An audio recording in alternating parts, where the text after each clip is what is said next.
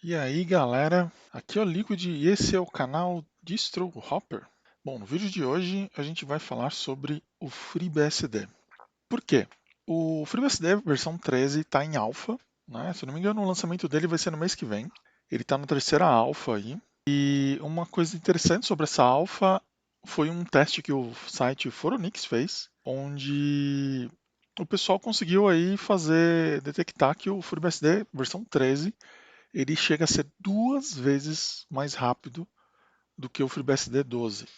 Duas vezes. Uma coisa que o pessoal que usa Linux sempre reclama muito quando vai testar os BSDs é que os BSDs eles não são tão rápidos quanto o Linux, né? Por causa do a forma como a implementação do multithread foi feita em ambos os sistemas tem algumas diferenças e a do FreeBSD sempre foi inferior.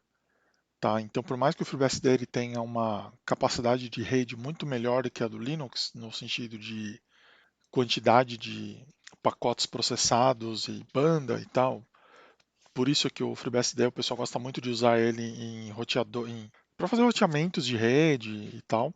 Eu acho que o maior exemplo de FreeBSD em uso hoje em dia é o Netflix. O Netflix ele usa os servidores de streaming rodando FreeBSD, justamente por causa dessa capacidade que o FreeBSD tem de atender muitas aquisições ao mesmo tempo. Nesse ponto, o FreeBSD se destaca, né? Mas, por outro lado, em todo o resto não, mas nessas partes onde o Linux brilha, que é jogos, multimídia em geral, o FreeBSD é um pouquinho pior, né? Nem vou falar de OpenBSD e NetBSD, que a situação fica pior ainda. Existe um sistema chamado Dragonfly BSD, que ele justamente tem implementações diferentes de threads e essas coisas de I/O e que gera aí um sistema que ele compete com Linux em termos de velocidade.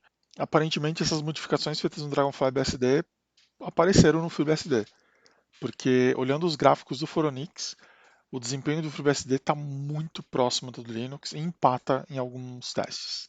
Claro que esses são todos testes que o pessoal chama de estático, não? Como é que a pessoa fala? São testes sintéticos, né? São testes são benchmarks onde o cara roda um programa e o programa dá uma pontuação. Não é um uso do dia a dia nem nada. É um programa que roda um teste e dá uma pontuação. E comparando essa pontuação, foi onde ele detectou que o BSD 13 é duas vezes mais rápido que o 12 e está ali quase que empatado com o Linux. Então, lendo essa notícia, eu me perguntei por que não testar esse sistema operacional no canal. Né? Eu acho que é a primeira vez que o FreeBSD aparece aqui no canal. Não é a primeira vez que ele aparece na minha vida, tá? Eu já usei o FreeBSD em servidores, servidor de NAS, né? Eu tinha um NAS na minha casa, eu configurei ele do zero usando o FreeBSD, só para depois descobrir que existia o FreeNAS que fazia muita coisa que eu fiz de um jeito muito mais fácil e melhor. Mas enfim, eu aprendi muito no processo, né? Eu queria brincar com os FS. Eu tinha um storage doméstico ligado numa rede, conectado, alimentando os computadores da minha rede, né? Notebooks, Macs, até a televisão, né? Porque minha televisão ela tem aquele sistema de DLNA que ele consegue puxar as mídias de dispositivos de rede, né? Então o meu BSD ficava conectado na rede e a minha TV pegava conteúdo desse storage também. Então foi uma solução doméstica bem interessante que eu usei durante uns bons anos, né? Eu usei basicamente até a vida útil dos HDs irem para o saco, né? Mas essa é uma história que eu posso contar depois com mais calma. O layout que eu usei, só para ilustrar, eu usei um RAID Z, tá? O RAID Z é alguma coisa parecida com o RAID 5, mas sem o problema de buraco negro de dados. Eu tinha 4 HDs de 1,5 TB e o sistema me disponibilizava 4,5 TB, sendo que qualquer um dos HDs podiam falhar, que eu não perdia dados. E isso, inclusive, chegou a acontecer depois de 3 anos com o storage rodando. Isso de fato aconteceu. E basicamente o sistema falou: ó, putz, tem um HD aqui com problema. Ele me avisou isso por mensagens no prompt. E foi só eu trocar o dispositivo com defeito. E ele fez lá um rebalanceamento, né? E eu fui muito feliz nesse ponto, até que os HDs foram falhando, aí eu não tinha mais HD do mesmo tamanho, não precisa ser o HD. O HD não precisa ser exatamente igual, mas ele precisa ter o mesmo tamanho, pelo menos. E aí eu não tinha mais HDs desse tamanho para trocar e eu acabei desativando o storage também porque ele foi caindo em desuso, né? Conforme as coisas em nuvem foram aparecendo e ficando mais comuns, aqui em casa a gente meio que começou a usar mais o Google Drive do que o storage, né? Se bem que atualmente eu inverti de novo, né? Atualmente eu tô com storage de novo, na minha workstation, não é uma máquina separada mais. E eu desencanei de vez de pagar o Google Drive. Tá, então essa é a minha experiência com o FreeBSD. Eu nunca cheguei a usar ele como desktop por mais do que uma semana. Eu sempre tive problemas relacionados a input nele. Então, uma coisa que me irrita no BSD, em todos eles, na verdade, é que é muito comum você ter problemas do tipo é, mouse absurdamente acelerado e teclado repetindo tecla de forma aleatória, até te irritar. E, invariavelmente, todas as experiências que eu fiz com o FreeBSD Workstation, em algum momento o modo gráfico parou de subir de forma inexplicável. Mesmo sem rodar atualizações, simplesmente quebrava. Então eu nunca fiz um teste muito longo com o FreeBSD e nunca usei ele para nada que não fosse o servidor. Tá? Essa é a minha experiência. Bom, vamos fazer a instalação. Essa instalação acho que ela está um pouco diferente da versão 12 e das versões que eu estou acostumado. Né? O FreeBSD não oferece opções de línguas na instalação, tá? Então se quer usar o FreeBSD vai ter que arranhar o inglês aí. Aqui ele está pedindo para configurar o teclado. Aqui ele está pedindo para eu colocar o nome da máquina, BSD. E aí aqui já vem uma das primeiras coisas que eu acho interessante no BSD, é que é a forma como ele organiza o sistema. Tá? Basicamente é o seguinte, o que é o FreeBSD? O FreeBSD ele não é o kernel, ele é o sistema operacional inteiro. Tá? Então, o sistema operacional inteiro é o kernel, a libc e as ferramentas todas em volta. Tudo isso junto é o FreeBSD. Diferente do Linux, onde o Linux é o kernel, e em volta do Linux você tem um monte de ferramentas GNU. Então você tem a GNU libc, as ferramentas GNU Utils, né, todos desenvolvidos pelo pessoal do GNU. Então o kernel é desenvolvido por uma galera, as ferramentas GNU são desenvolvidas por uma outra galera. No BSD é diferente, no BSD tudo é desenvolvido pela mesma galera. Isso garante que todas as ferramentas sejam compatíveis com as últimas APIs do kernel. Então, no geral, o FreeBSD ele divide o que é do FreeBSD e o que são softwares que você vai instalar depois. Tá? Então, aqui nesse menu, ele está perguntando sobre coisas que ele vai instalar que são do FreeBSD. Beleza? Então, aqui tem um debugging, ele vai instalar os binários e ferramentas para você fazer debug da base, né? O debug do kernel também. Isso é bom para quando você tem algum problema relacionado a driver, compatibilidade, que aí o kernel ele vai te avisar de forma um pouco mais verbosa o que está acontecendo e por que que tal device não está funcionando, num caso de não compatibilidade, por exemplo. Então é importante ter o kernel debug habilitado. E aí você tem as bibliotecas em 32 bits, que eu já deixei habilitado aqui, é importante. Você tem os ports. Então, o que é o ports? O ports ele é uma coleção de scripts que compilam e instalam softwares que não fazem parte da base do BSD. Então, por exemplo, o Firefox está no ports. Qual a vantagem de usar o ports? É que você pode configurar com quais bibliotecas o seu programa você vai compilar, ele vai interagir, né? Por exemplo, você pode compilar o GIMP sem suporte a PNG, um exemplo. Então você não precisa instalar as bibliotecas de PNG e o GIMP não vai ter nenhum tipo de ligação com PNG, então ele vai se tornar um software mais leve. Então ele é bom que você consegue fazer otimizações, é bom porque você consegue testar programas em versões diferentes da que é oferecido pelo pessoal do BSD. Uma automação desse sistema de ports é o Emerge, né, do Gentoo.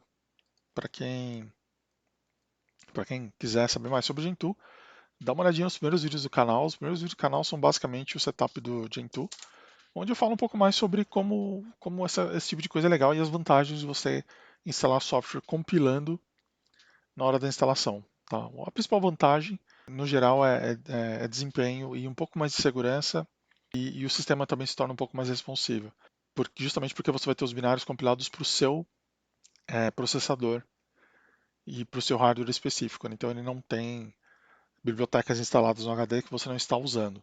Tá? Então isso no geral deixa o sistema um pouco mais leve. A gente tem aqui também o System Source Tree, que é os códigos fontes do sistema operacional todo. não só do kernel, mas das ferramentas também. Eu vou instalar aqui só para mostrar para vocês como isso é interessante. E é isso, tá? Então, esses programas são os que vão ficar no diretório barra, tá? O root do sistema. Todo o resto que você instalar, que não faz parte do FreeBSD, ele fica instalado no barra user local. Então vamos lá. Aqui ele está perguntando como é que a gente vai particionar o disco. A gente pode particionar ele com os FS ou com o FS, ou forma manual, ou com shell, tá? Se você tem um HD que ele já tem partições ou tem outro sistema operacional, é interessante você colocar no manual, onde ele vai te jogar em uma ferramenta que tem uma interface bem rústica, vamos dizer assim, mas que não é tão difícil de usar. Você vai criar uma partição para o FreeBSD e tudo do FreeBSD vai ficar dentro dessa partição, tá? Então o Linux não vai enxergar as partições do FreeBSD e nenhum outro sistema operacional vai enxergar as partições do FreeBSD. Para qualquer outro sistema operacional vai ser uma única partição e todas as partições do FreeBSD ficam dentro dessa partiçãozinha primária que ele cria, tá? Seja as ZFS, seja o FS. Eu vou criar com os ZFS, né? Aqui ele tem um aviso que para usar os ZFS é bom ter pelo menos 8 GB de RAM, tá? Por quê? Porque os ZFS usam muita memória. Então, se você não tem bastante memória RAM, eu recomendo você usar o FS mesmo, tá? Eu vou usar os FS porque eu sou descolado. Beleza? Aí aqui ele vai te dar uma. Como a gente escolheu uma versão guiada, né, automática, então ele já vai aqui criar tudo que ele precisa. A gente não precisa ficar indicando exatamente o que a gente quer, né? Ele já vai dar algumas sugestões aqui.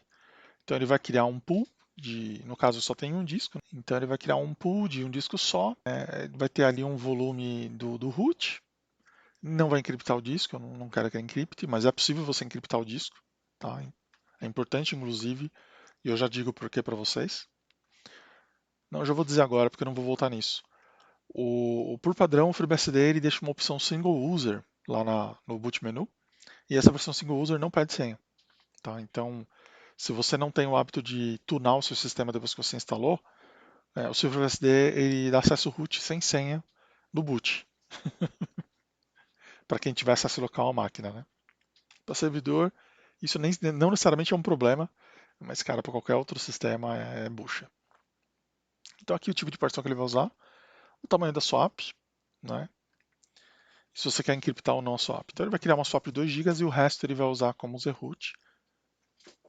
E então só a gente proceder com a instalação. Tá? Você vê que é tudo meio anti-intuitivo, né? Geralmente você tem a opção em cima e as configurações vêm embaixo. Beleza? Então a gente vai fazer aqui um sistema sem redundância, porque é isso que a gente tem. Só tem um HD, só tem uma partição, é isso. E qual que é o HD, qual que é o virtual device que ele vai usar para formatar. Última chance, ok. Beleza. Então ele vai fazer a instalaçãozinha, então ele instala a base, o kernel debug, as bibliotecas todas. E tudo isso vai ficar no barra, tá? Tudo que a gente instalar depois disso vai ficar no local, seja via ports ou seja via PKG. Quem que é o PKG? O PKG é um programa que ele é tipo um apt. Você dá lá o PKG Search, PKG Install, PKG Remove. Ele instala versões binárias, instala pacotes binários do conteúdo que tem no ports. Mas pela minha experiência, nem todo o conteúdo que tem no ports tá compilado no PKG. Principalmente depende muito das arquiteturas também que você vai querer usar. Então, por exemplo, eu lembro que quando eu testei o FreeBSD num PowerPC, muita coisa que tinha no ports não tinha no PKG, eu tinha que compilar na mão, tá? Então não assim, necessariamente tudo que tem no ports, aliás, tudo que tem no PKG tem no ports, mas nem tudo que tem no ports tem no PKG, beleza? E o Ports também ele aceita contribuições externas, tá? Então ele é uma coisa que a comunidade contribui para o Ports, tá? Eu não sei exatamente no FreeBSD como é que eles fazem, se é um Git, eu não sei exatamente como é que é. Mas no OpenBSD, por exemplo, é no Git. O OpenBSD, eles têm um Git, você cria lá o seu script e manda para o Ports dos caras via Git, e aí o cidadão que for instalar o Ports no OpenBSD vai receber o seu código. Tá, aqui ele está pedindo a senha do root. Vou colocar uma senha aqui. Beleza. Aqui em qual interface que ele vai configurar a rede. Se é IPv4. Se a gente quer DHCP. Sim, sim, sim. Se a gente quer IPv6. Alguma configuração de DNS que a gente não precisa fazer. Aqui é o relógio. Brasil. Beleza. Aqui a data, se a gente quiser mudar, mas está tudo certo. E aqui são serviços que vão funcionar no boot, tá? Então, o SSH, ele é interessante, ou não, não sei.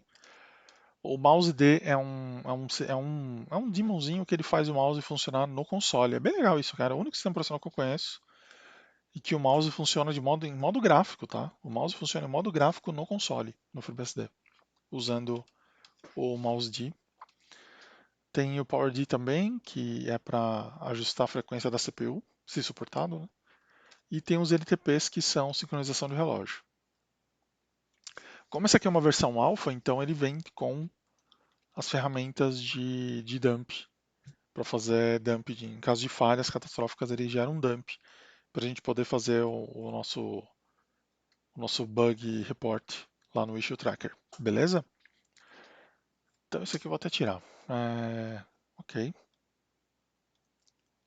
Aí tem o local caching aqui que é para DNS. A gente não quer ele funcionando. Essas são as opções padrão. Aqui é uma coisa que é interessante, eu não lembro de ter visto isso antes em nenhuma outra instalação que eu fiz do FreeBSD, que são opções para fazer hardening, para deixar o sistema mais seguro.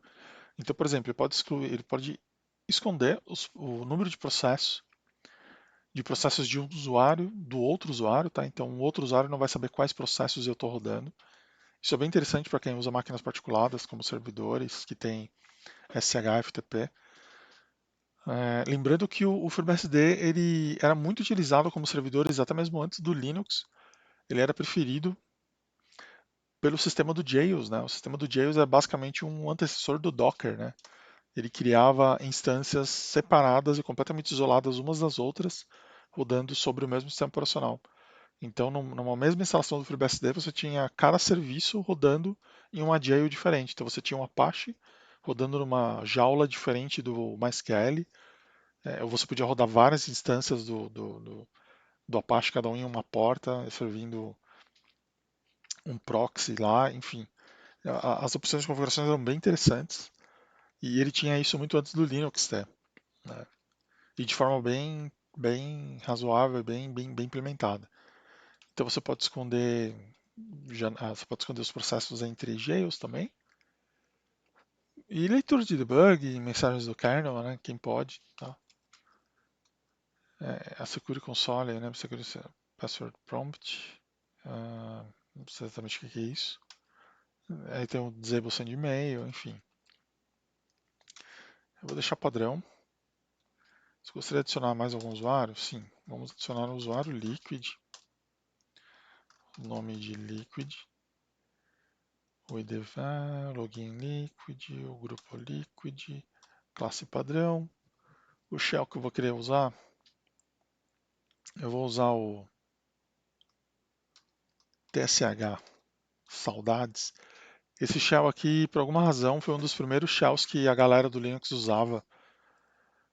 Ele tinha algumas vantagens bem interessantes com relação ao Bash na época, que o TC Shell ele basicamente era uma tradução da linguagem C, incluindo e tão poderosa quanto a linguagem C.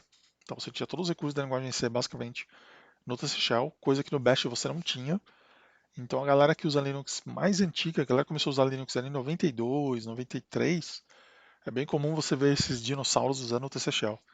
Aqui a gente define a home e permissões, deixa padrão, usuário autenticado por senha, usar uma senha vazia não, senha randômica também não, usar entre com a senha, entre com a senha de novo, travar não, quero travar não, yes, é isso aí mesmo que eu quero, outro usuário não. Beleza, feito isso, olha que não intuitivo, né? Sair aplicando as configurações e sair do instalador. Quer dizer, basicamente para você instalar o seu sistema você tem que sair para ele aplicar as mudanças que você fez. A instalação foi terminada. Você quer configurar mais alguma coisa? Sim ou não? Não. Instalação completa, reboot. Beleza. Vamos dar uma rebootada aí. Agora eu vou fazer um setupzinho simples só para mostrar para vocês o básico, para vocês terem um modo gráfico e um ambiente minimamente usável, tá? Do FreeBSD. Não é intenção minha nesse vídeo fazer qualquer tipo de teste ou benchmark, né? E também não vou aprofundar não vou mexer nos FS, não vou mexer com jails nesse vídeo. Se vocês acharem interessante, postem nos comentários, que eu posso fazer um vídeo aí mostrando usos um pouquinho avançados dos FS e demonstrações também do jails funcionando, por que não? Então, ó, você fez a instalação do FreeBSD, é isso aqui que você vai receber, tá? É um console.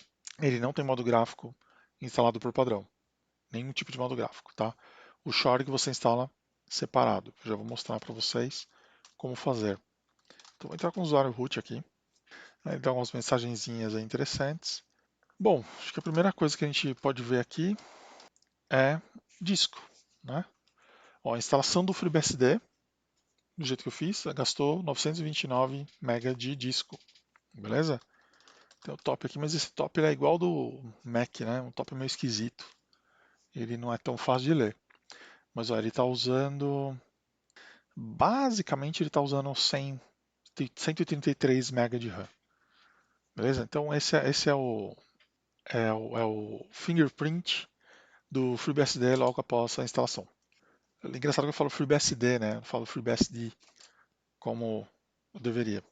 Seja como for, só mostrando um pouquinho para vocês do sistema. Então, ó, aqui você tem o user e você tem o local, tá? Repare que o local está vazio porque a gente não instalou nada. Todo o nosso software está no barra. Mas beleza, ls-g vai mostrar tudo coloridinho. Então, só vocês verem, né? Então a arquitetura, a árvore de diretórios é muito parecida com a do Linux, tá? A principal diferença, que a gente pode ver aqui, é que o home é um link, tá? Pro user home, beleza? Unix System Resources, tá? O home fica lá dentro do barra USR. Dentro do USR você tem um diretório chamado ports, lembra que a gente instalou ports? E aí você tem o ports, que são os diretórios com os scripts para a gente instalar as coisas, tá? Então, por exemplo, se a gente entrar aqui na categoria X11WM, se eu não me engano, o Gentoo ele usa essa mesma arquitetura para o Portage. Tá vendo? Ó, o i3 ali, ó, tá vendo? Aí tem vamos supor que a gente vai instalar o i3. A gente não vai instalar o i3, tá? Mas vamos supor que a gente vai instalar o i3. Aí ele tem esses arquivos aqui. Ele tem o makefile, o distinfo, o package description e o package plist. Vamos só ver o que tem dentro de cada um deles. Vamos começar pelo makefile. O makefile, ele é um makefile normal, que basicamente é um sistema que roda tarefas, tá? Ele garante que para executar a próxima função ele tem que executar as dependências que tem antes dele, então isso faz dele um sistema perfeito para fazer build de qualquer tipo de coisa. A build pode ser tanto de software quanto build pode ser uma tarefa também. Por exemplo, se eu quero que para um backup funcionar, o outro backup esteja instalado no servidor de backup, eu posso criar um make que faz essa verificação, então ele só vai passar para a próxima parte se ele executar a parte anterior primeiro. Então esse é um make normal, então está vendo aqui as bibliotecas de dependência. Você pode alterar isso se você quiser, isso pode ter resultados interessantes ou não. Aqui tem um use também, igual no sistema de use do Gentoo, né? Ele tem os users, você pode mudar isso. Às vezes pode não compilar também, mas você tem a opção pelo menos. E você pode definir as configurações do seu compilador em algum lugar, que eu não lembro onde é, mas é possível você definir o nível de otimização, tipo, para qual processador e tal. Então, basicamente, se você fizer um make aqui, deixa eu dar um make aqui, vai. Ó, se fizer um make, o que ele vai fazer? Ele vai baixar o código-fonte e vai compilar e vai instalar no sistema. Eu acho que essa compilação vai falhar porque a gente não tem o Shorg aqui. Ou ele está instalando o Shorg inteiro. É um problema se ele for instalar o Shorg inteiro, porque ele vai compilar o Shorg. E não é isso que a gente quer. Eu acho melhor parar. Para. Então é isso. Você entra no diretório e dá um make. Aí, se você fizer um make install, ele instala o make lá no barra user local. Então a tradição do Linux de instalar as coisas por padrão no user local vem dos BSDs, tá? Se você não quiser compilar as coisas, você não tiver poder de processamento para compilar as coisas, tem uma ferramenta aqui chamada package. que ela ajuda nesse processo. Mas antes, deixa eu só mostrar mais uma coisa.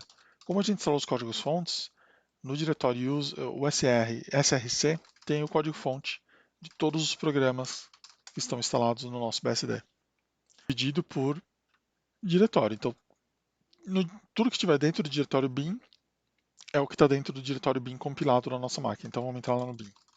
Dentro do bin, a gente tem todos os códigos-fontes do que está dentro do diretório /bin.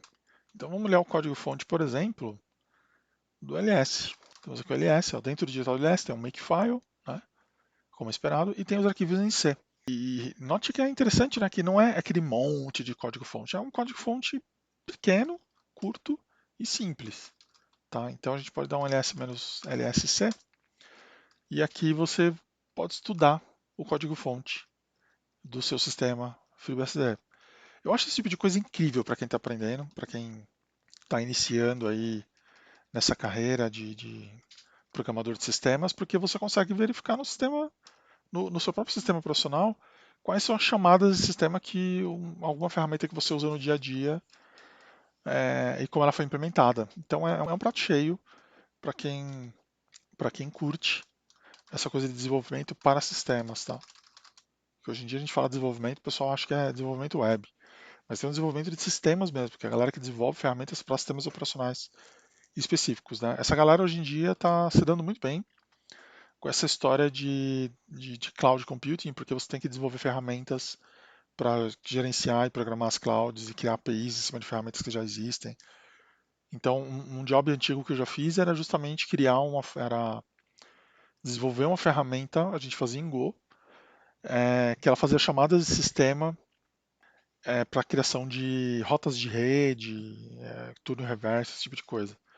Em vez de ficar usando scripts em shell, chamando um monte de ferramenta diferente, a gente programava tudo em Go, direto ali, fazendo as chamadas de sistema direto do nosso programa. O que dava para a gente um controle muito maior de como as coisas eram feitas. Beleza?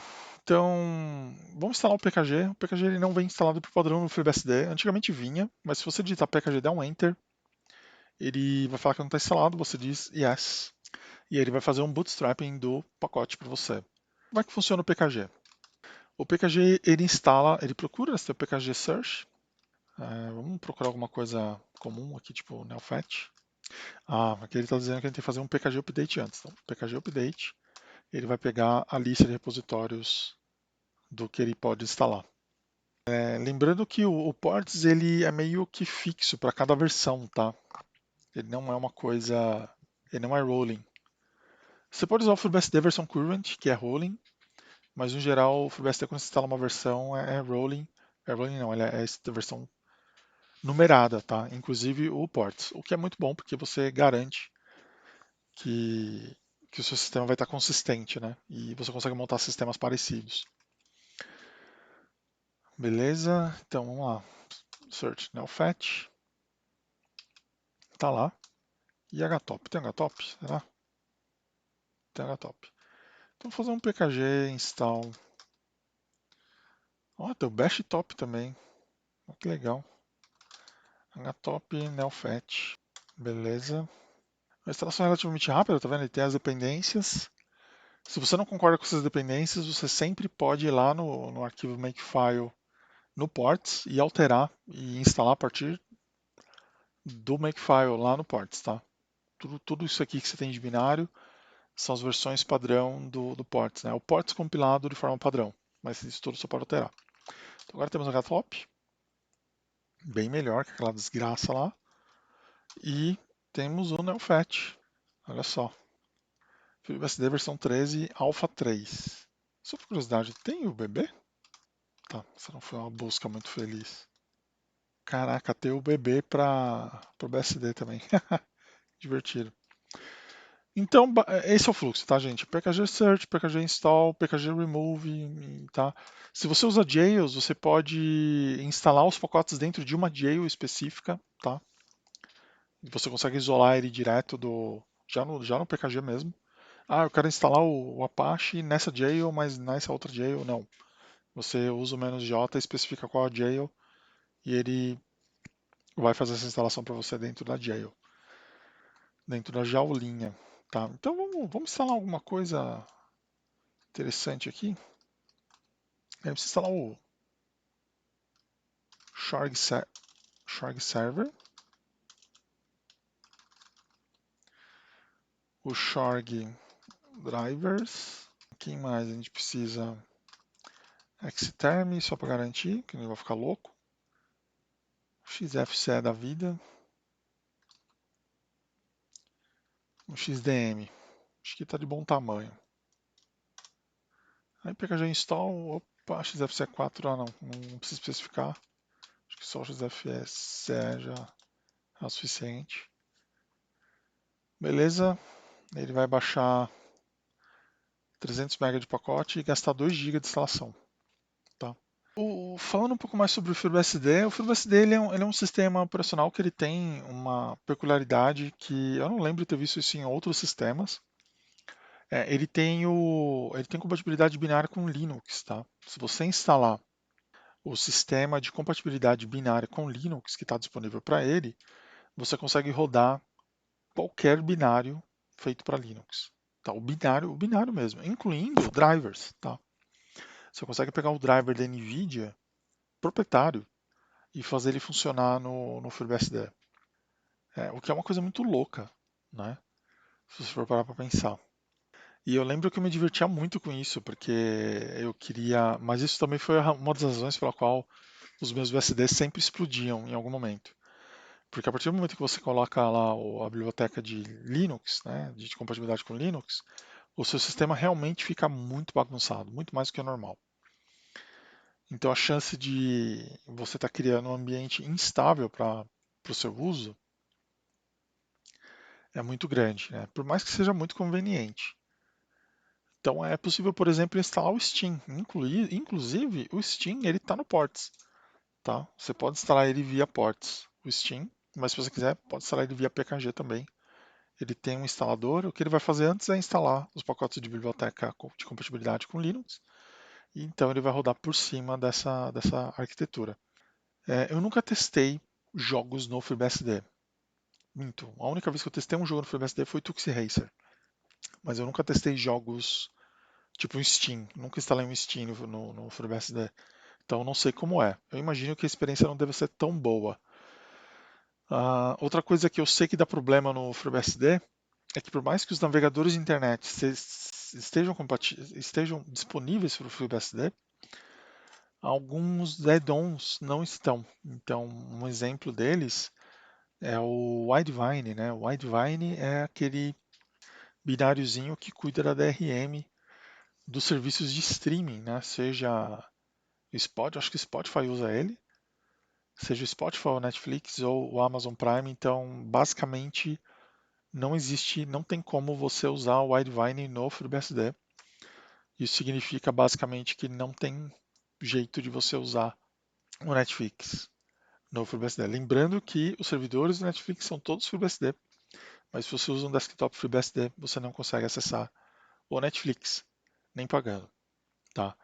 E, salvo engano, não é possível usar nenhum serviço de streaming, tá? Nem o Spotify, nem o Amazon, o Disney Plus, nada disso. Essa é uma reclamação que a comunidade FreeBSD faz, né? Eles têm esse tipo de problema já tem muitos anos, que eles são completamente ignorados por esses players.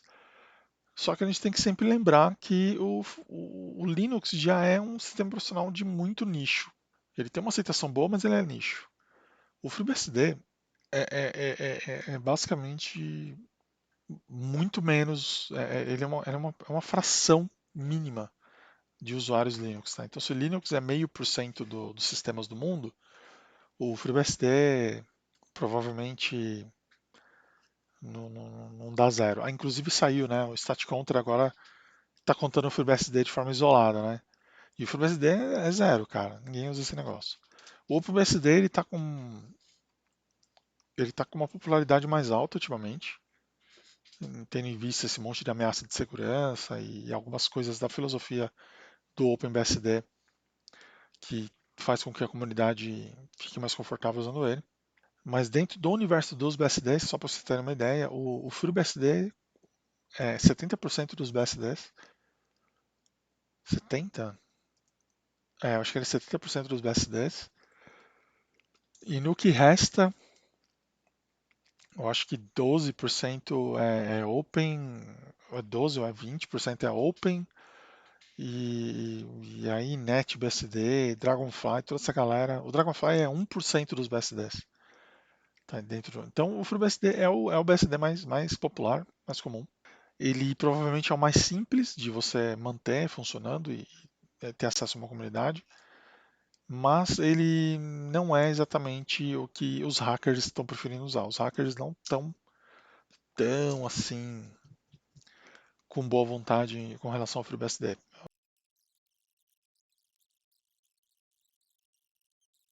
Beleza, instalamos o Xterm, o XFCE, o XDM. O que a gente faz agora é o seguinte: a gente vai instalar o Vim. Ah, achou que eu não ia instalar o Vim, é? Tem que instalar o Vim, gente. Se não instalar o Vim, não tem como editar as coisas. Mas se você tiver no FreeBSD e quiser editar um arquivo, o comando ed é o seu amigo, tá? ed. É um editorzinho de textos bem simplesinho de usar. Já que ele tinha travado. Inclusive, eu acho que tinha um port do ed para o Linux que se chamava GED, que muita gente preferia usar o GED no lugar do Vim, né? Mas isso foi só até o Nano se popularizar. O Nano se popularizou, não sobrou espaço para mais nenhum outro editor. No barra/etc rcconf, você configura algumas características, as principais características do seu FreeBSD. Então, por exemplo, aqui, ó, se a nossa rede vai funcionar por DHCP, quais serviços estão habilitados, né, aquela coisa toda. Aqui a gente vai habilitar um serviço chamado XDM Enable Yes. Tá, se a gente não faz isso, a gente não consegue fazer isso aqui, ó. User local etcrc xdm. Antes, deixa eu só. Ah, não. Putz, não, que droga. Vamos lá, esqueci uma coisa.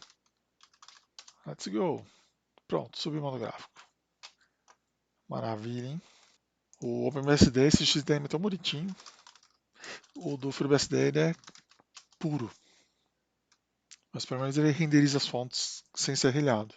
E pá, obviamente ele deu erro, por quê? Porque o XDM ele espera encontrar um arquivo de configuração na minha home e eu não criei esse arquivo.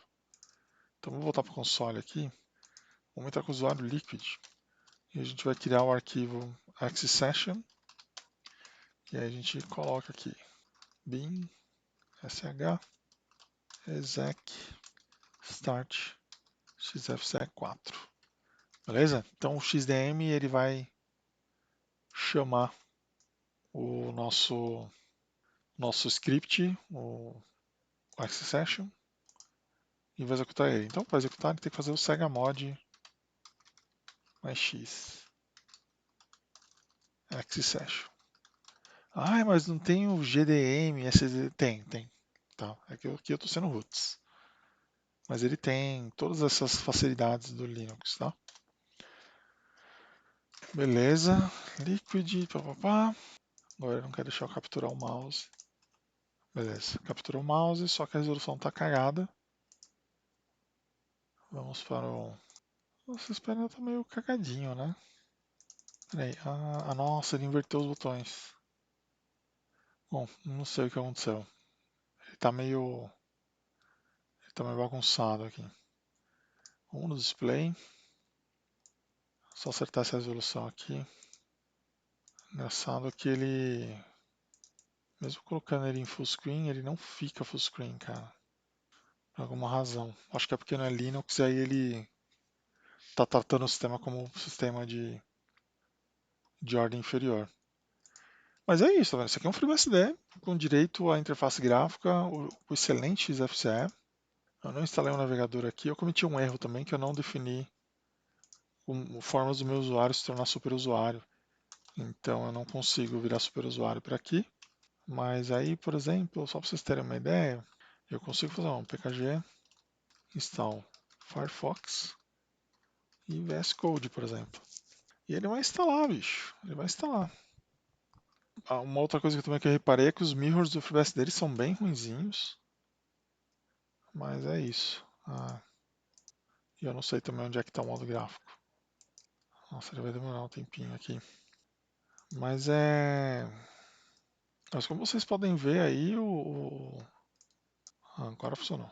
O FreeBSD ele é muito parecido com o Linux, né? Inclusive ele tem GNOME, tem KDE, ele tem GNOME, tem Plasma, tem Awesome.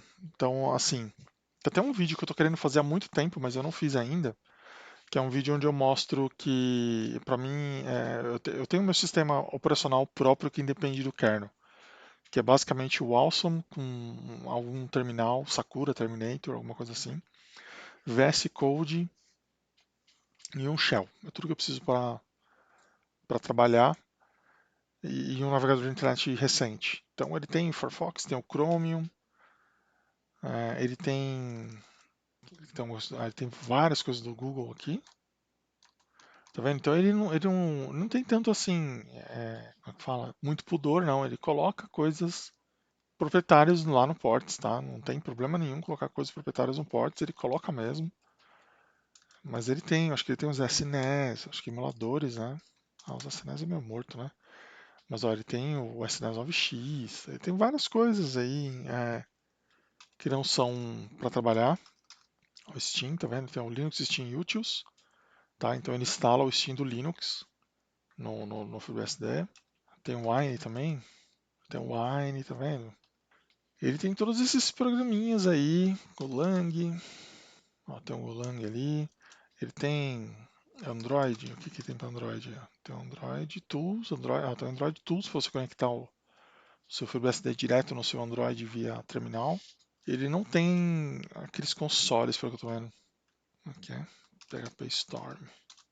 Ah, tá aqui, ó, JetBrains, ele tem as coisas da JetBrains. Ó, ele tem o Selenium, o Golang, o Mono, o WebStorm. Engraçado não ter um Android Studio. O Android Studio também é da JetBrains. Ele tem o Unity? Não, ele não tem Unity 3D, mas também aí é querer demais. Mas ele tem um Mono, né?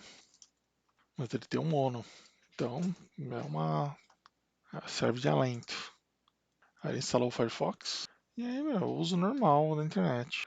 Tá, então é um sistema muito viável. O FreeBSD ele é conhecido por ser bem sólido, tá? O FreeBSD não é um sistema que costuma travar muito. O que costuma travar é o Shorg, e as ferramentas do X. Eu lembro que eu sofria muito com o KDE no FreeBSD travava demais, mas essas são águas passadas, né? Imagino que hoje em dia esteja bem mais acessível. Ah, tem o Code aqui. Ah, o Code não é o Visual Studio Code, é o Code versão open source, mas tá lá, funciona. Tá funcionando. Então, assim, o FreeBSD é um sistema bem viável, tá? O lance mesmo com ele é a compatibilidade de hardware, tá? Ele não aceita todo tipo de chipset, ele não aceita. Ele não é um Linux, tá? O Linux, nesse ponto, ele é mais avançado, ele tem muito mais suporte do que o FreeBSD. E eu não sei como é que é o FreeBSD em ARM, tá? Eu sei que o Linux em ARM ele tá voando baixo. Agora o FreeBSD eu não tenho certeza. Eu sei que ele é compatível, mas eu não tenho certeza o quão bom ele é em ARM. Eu nunca ouvi falar de um FreeBSD sendo usado com sucesso em um Raspberry Pi, mas eu não duvido. Olha, até tem aqui. Ele tá se embananando com o meu mouse aqui. Esse é um problema que eu sempre tenho com o FreeBSD, cara. Mesmo em máquina real. É o teclado que funciona esquisito, é o mouse que funciona esquisito. Mas tem sim Linux para FreeBSD. Aliás, FreeBSD para Raspberry. E aqui ele funciona até as GPIOs, mas precisa de uma ajuda, é isso? Tá, é possível. Então é isso, esse é o FreeBSD. Coisa linda. É um sistema operacional alternativo aí para quem usa Linux, né? É uma alternativa para o Linux? Com certeza. Se você está querendo sair do Linux por alguma razão, por algum motivo não muito bom, o FreeBSD ele vai te atender tranquilamente. Tá? Como eu falei lá no começo do vídeo, o problema do FreeBSD é um pouco de desempenho, mas cara, nessa versão 13 o pessoal falou que esse gap de desempenho entre Linux e FreeBSD foi pro saco. Tá? Então a gente vai começar a ver cada vez mais o FreeBSD crescendo no universo desktop. Fora que ele já vem sendo adotado em servidores, né? Se eu não me engano, o FreeBSD também foi o sistema operacional dos PlayStations, né? Eu acho que o PlayStation 4 ele roda uma versão do FreeBSD. É uma variante do FreeBSD rodando num chip, tudo em um da AMD. Então, quer dizer, é um sistema operacional que ele é bizarro, porque ele está em todos os lugares, mas é isso. A biblioteca BSD, a licença BSD permite que as pessoas desenvolvam soluções e não liberem o código-fonte para ninguém. Então, a gente nunca vai saber quem está rodando o FreeBSD em qual contexto e tal. Difícil, né? Mas é um sistema operacional interessantinho, eu curto. Tá? Usaria ele como sistema operacional principal de boa. Por esse vídeo é isso. Gostou do vídeo? Dá um like, não gostou, dá um dislike. Dúvidas, sugestões, deixem nos comentários. Se vocês gostariam de ver eu falando sobre Jails ou alguma outra particularidade do BSD, como funcionamento do ports, como é que funciona essa emulação de Linux, né? Vocês querem que eu aprofunde um pouco mais em algum tema específico do FreeBSD, eu posso fazer vídeos aí. Só deixem nos comentários. Se você puder ajudar o canal aí, pagando um cafezinho, pagando uma cerveja, segue o meu número do Pix. Muito obrigado aí pela galera que já vem contribuindo com o canal. Desculpem a falta de vídeos, realmente eu gravei, as últimas semanas eu gravei, cara, eu tenho 6 horas de vídeo gravado, mas nenhum deles ficou bom o suficiente para o canal, na minha opinião, então eu preferi não botar no ar. Mas é isso, gente. Até o próximo vídeo. Falou!